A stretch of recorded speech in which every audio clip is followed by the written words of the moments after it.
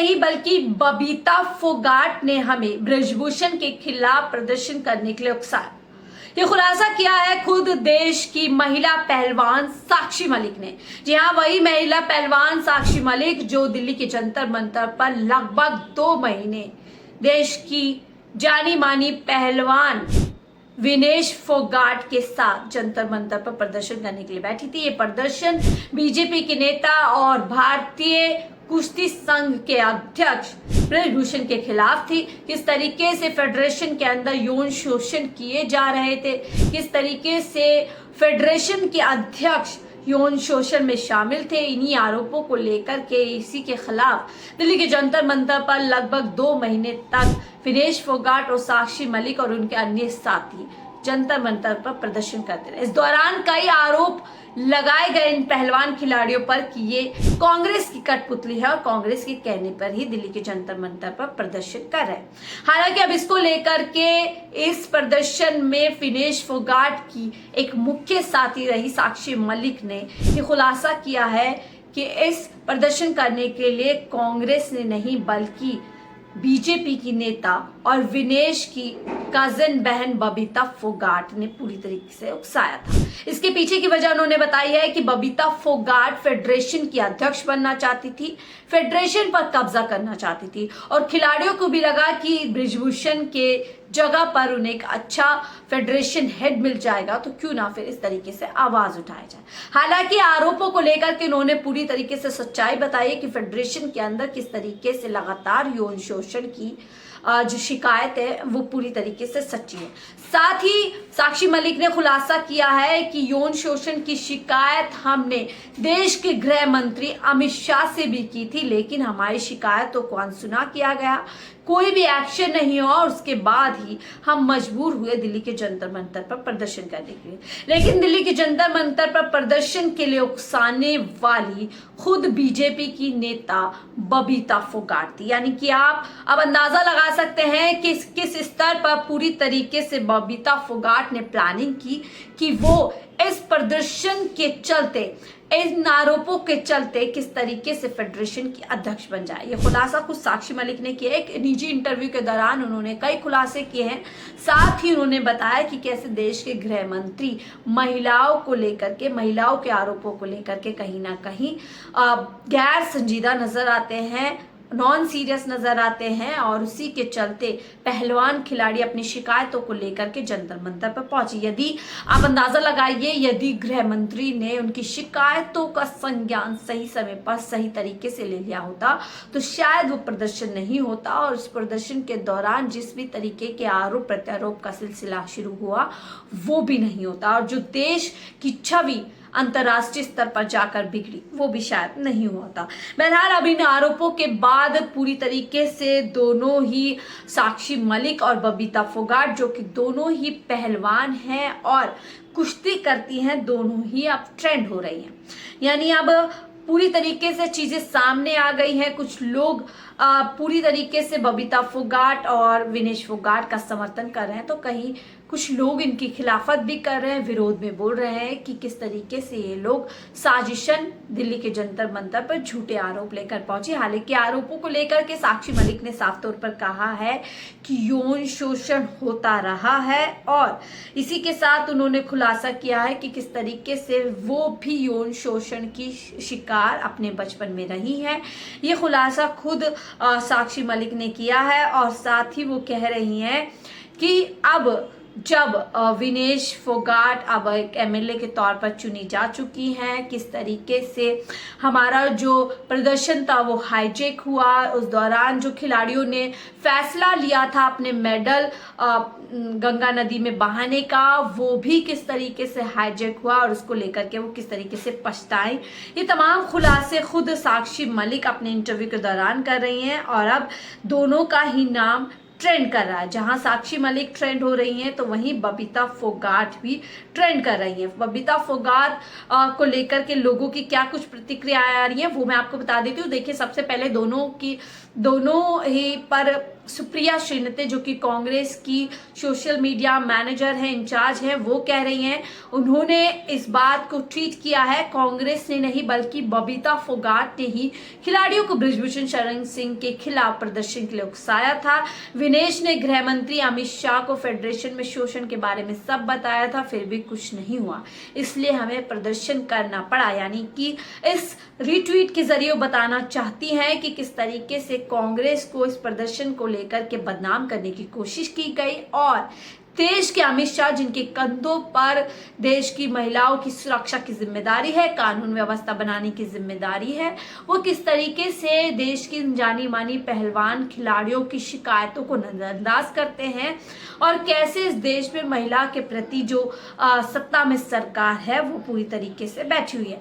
साथ ही देखिए कुछ और लोग जो है इस पूरी बात को अब रीट्वीट पे रीट्वीट कर रहे हैं और साफ तौर पर कुछ लोग कह रहे हैं कि सच्चाई सामने आ गई है जो इतने समय से छिपी हुई थी।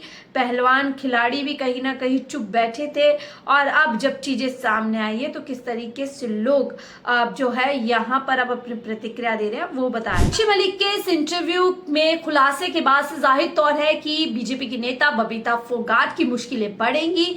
हो सकता है संगठन के स्तर पर भी उनको कई बड़े एक्शन का सामना करना पड़े, लेकिन अभी सोशल मीडिया पर उनकी जम करके धुलाई हो रही है, आप कह सकते हैं, या कह सकते हैं कि जम करके उनका क्रिटिसिज्म हो रहा है। एक लोकेंद्र सिंह है जो कि एक यूजर है, वो कह रहे हैं एक पद के लिए अपनी बहन बेटियों की इज्जत दांव पर लगा देना, इतना पाखंड रच दिया।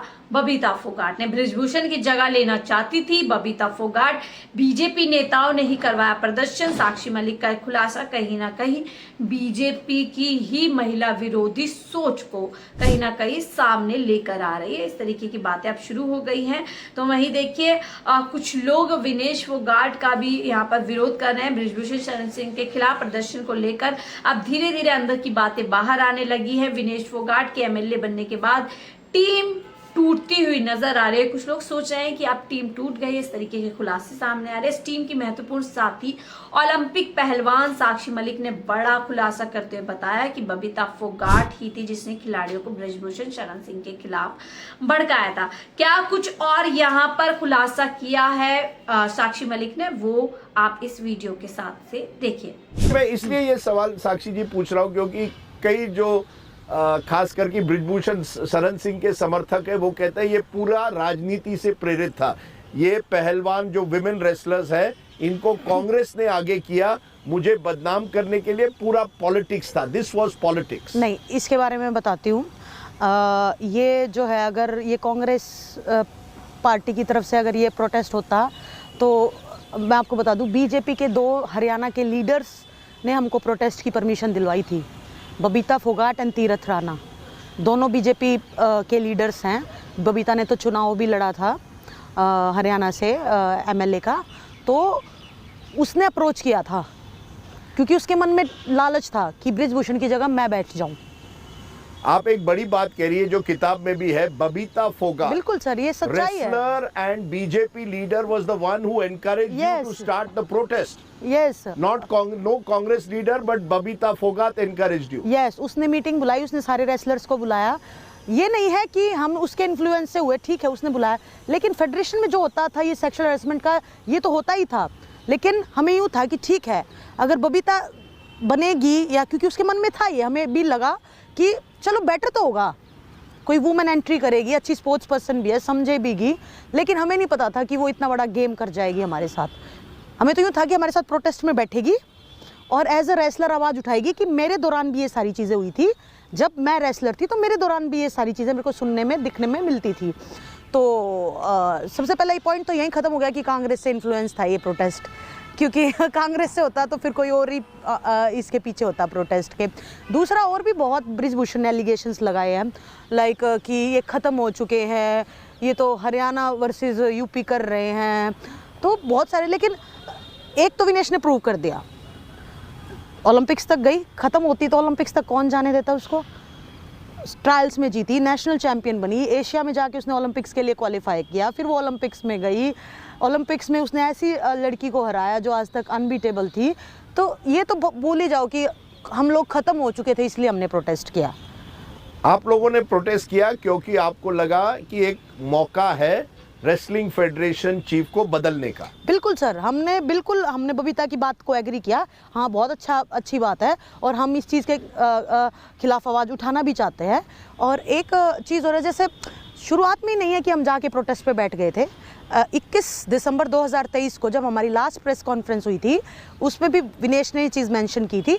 हम आके तुरंत प्रोटेस्ट पे नहीं बैठे थे कि आ गए और सिर्फ प्रोटेस्ट कर लिया, सोची समझी साजिश थी, इस पार्टी ने इन्फ्लुएंस कर दिया, ये हमारे मन में था। नहीं, विनेश ने HM सर को जाके अपनी बात बताई थी। होम मिनिस्टर अमित शाह को बात बताई थी। हाँ, HM सर को और बजरंग और विनेश मिले थे, तो विनेश ने चीज़ मेंशन भी की होगी, विनेश ने की थी। ये विनेश की सारी बातें, हाँ, प्रेस कॉन्फ्रेंस उठा के देख ली 21 दिसंबर 2023 की।